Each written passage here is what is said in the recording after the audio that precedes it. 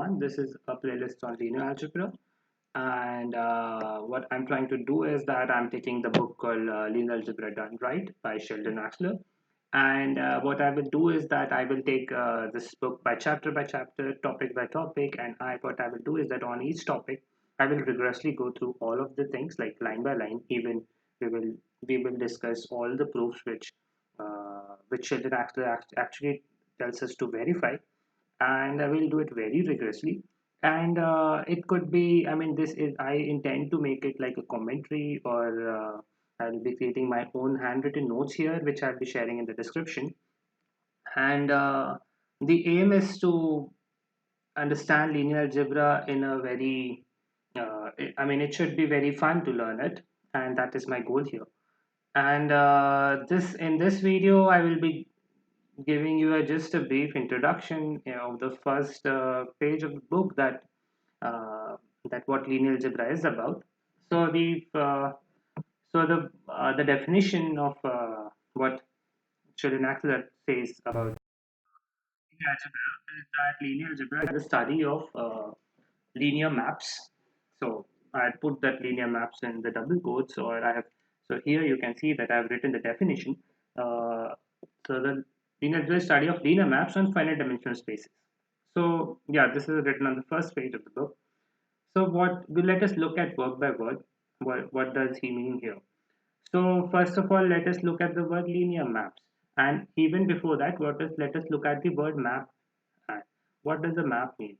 So in maths, map means a function from one set to the other set. Usually the first set is called the domain, and the second set is the codomain. So maps are nothing but functions. From a set x to y, I have drawn a pictorial diagram here. Let us look at the word linear. So from I mean our high school mathematics, we understand linear is something like a straight line. But it is more than that actually. A function could be linear or non-linear. For example, a non-linear function is like x squared or x cubed, like that, which is not a straight line. And though not all straight lines are linear functions, I mean there is a strict definition of it, and here I have put the definition of what is the linear function. So any linear function should satisfy two properties. The first property is that f of x plus y is f of x plus f of y, and the second property is f of ax is nothing but a times f of x, where a is some scalar. So if any function satisfies these two properties, it has to be linear. For example, I say that f of x equals to 5x. If I say that I replace this x by x plus y, so here it will be 5x plus 5y. It is same as f of x plus f of y, like that.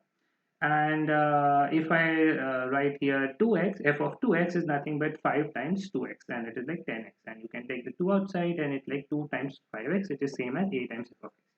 So here both of these properties are satisfied. But however, when I said that not all linear functions look, not all straight lines are linear functions. For example, I take 5x plus 2. So let us check that whether if any one of these properties is not satisfied, we will strictly abandon it to be not to be a linear function. So for example, here I write if I say that now, let's quickly go down and do it manually. So say that let f of x is 5x plus 2, and I want to check what is f of x plus y. So I'll just replace this x by x plus y here, and this will be 5x plus 5y plus 2. And I will write f of x plus f of y. This is the LHS, this is the RHS. So this will look like 5 f of x is nothing but this term, so 5x plus 2, and f of y is this term where x is replaced by y. So 5x, 5y plus 2. And you see that this is 5x plus 5y plus 4. And this thing is not the same as this thing. So LHS is not equal to RHS. So even if one of these properties is not holding true, we will simply abandon it to be not to be a linear. I mean, we'll say that f of 5x plus 2 is not linear. So even though the function looks linear here, so I'm just carrying the graph here. This is not the exact graph though, but 5x plus 2 has a positive slope, and it will look like a straight line in this in this space. So even though this function looks linear, but it is not linear. And why it is not linear? Because of this property being not been followed. So that is what Sheldon-Ackler means by the word linear and maps. I mean, by linear maps, he means that a linear function, and a linear function means that these two properties should be satisfied here. And the second keyword here is on finite dimensional spaces. So what is we'll look at these terms more rigorously later. But we already from our high school algebra, high school calculus, we or high school geometry, we have the intuitive notion of what is finite dimensional space. For example, this R2 is a finite dimensional space. We have been drawing this in from our high school, this x and y axis, and every point here is a tuple with both of these numbers come from R. So this R2 is a finite dimensional space, and we say that it's a two-dimensional space. For example, R3 is also a finite dimensional space. Here there is a three dimensions here, and so on and so forth. So now when Sheldon-Ackler says that linear algebra is a study of linear maps on finite dimensional spaces, so what he means is that the domain is also a finite dimensional space, and the codomain is also a finite dimensional space. So in short, there are functions which act on these vectors, which take from one finite dimensional space, and the image of that vector is sitting in the codomain, which is another finite dimensional space. So I have drawn a pictorial diagram. This is my intuition, though it's not. Yeah, so it's like there is a vector here in the domain, which is in R3. I can see three axes. That's why I said R3. And the image. I mean, there's some function. So any function is like in a crude sense, it's like you give it an input, it will give you an output. So so if you give the input as a vector, so this function acts on that vector, and it's the image of that function is this new vector in the same space. I mean, or it could be any. I mean, this could be x y z. This could be u v w or anything. So or x y z itself. It could be rotating a vector, or it could be yeah, you could rotate a vector. That's also a function. I mean, a function is nothing but you're doing something to the input and you're getting the output. And not, I mean, this is not the rigorous definition of function, but in some crude sense, that is what it means.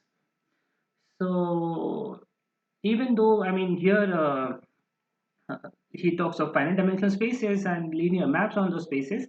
Uh, this we will study very rigorously later. So it's just I mean, I was just introducing the topic, and in the next video, we will look at the rigorously each topics in this first chapter. The first chapter is called vector spaces, where we will study about these like two-dimensional spaces or three-dimensional spaces, but we will study it very rigorously in the sense that we will put down the definitions.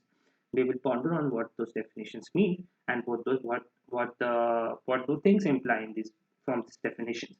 So the topics we will study here is that first of all we study about Rn and Cn. So we already know about R2.